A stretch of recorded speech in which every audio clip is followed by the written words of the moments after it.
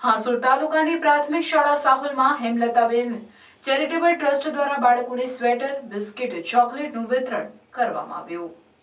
પ્રાથમિક શાળા સાહોલના આચાર્ય નિલેશભાઈ સોલંકીના પ્રયાસથી હેમલતાબેન ચેરિટેબલ ટ્રસ્ટ કોસંબા સુરત અને કેએમ ચોકસીના ચેરમેન કેસરીમલ શાહના સહયોગથી શાળા તેમજ આંગણવાડીમાં અભ્યાસ કરતા તમામ બાળકોને કડકડતી ઠંડીમાં રક્ષણ મેળવવા બાળકોને સ્વેટરની સાથે પૌષ્ટિક બિસ્કિટ, ચોકલેટની પણ સહાય પૂરી પાડવામાં આવી હતી।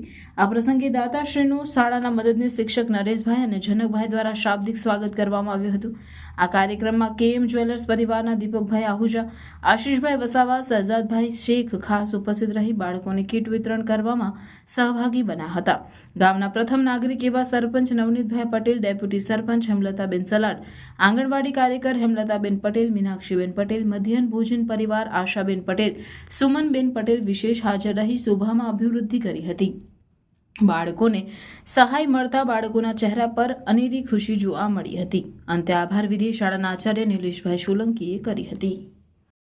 નમસ્કાર, આચાર્ય શ્રી પ્રાથમિક શાળા સાહોલ નિલેશકુમાર ડી સોલંકી। આજરોજ અત્યારની પ્રાથમિક શાળા સાહોલમાં હેમલતાબેન ચેરિટેબલ ટ્રસ્ટ સુરત કોસંબા અને કેએમ ચોકસીના ચેરમેન શ્રી કેસરીમલ શાહના સહયોગથી શાળા તેમજ આંગણવાડીમાં અભ્યાસ કરતા તમામ બાળકોને સ્વેટર, પૌષ્ટિક બિસ્કિટ અને ચોકલેટ આપવામાં આવી હતી। આ પ્રસંગે ગામના પ્રથમ નાગરિક એવા સરપંચ શ્રી નવીનભાઈ પટેલ, ડેપ્યુટી સરપંચ હેમલતાબેન સલાડ, આંગણવાડી કાર્યકર હેમલતાબેન પટેલ, મીનાક્ષીબેન પટેલ, એમડીએમ સંચાલન આશાબેન પટેલ, સુમનબેન પટેલ હાજર રહ્યા હતા। કેએમ ચોકસી પરિવારના દીપકભાઈ આહુજા, આશીષભાઈ વસાવા, સજદભાઈ શેખ ખાસ હાજર રહ્યા હતા। કાર્યક્રમની શરૂઆત શાળાના મદદનીશ શિક્ષક શ્રી નરેશભાઈ પટેલે દાતાશ્રીને શાબ્દિક સ્વાગત કર્યું હતું અને જનકભાઈ પટેલ દ્વારા દાતાશ્રીને પુષ્પગુચ્છ આપી સન્માન કર્યું હતું।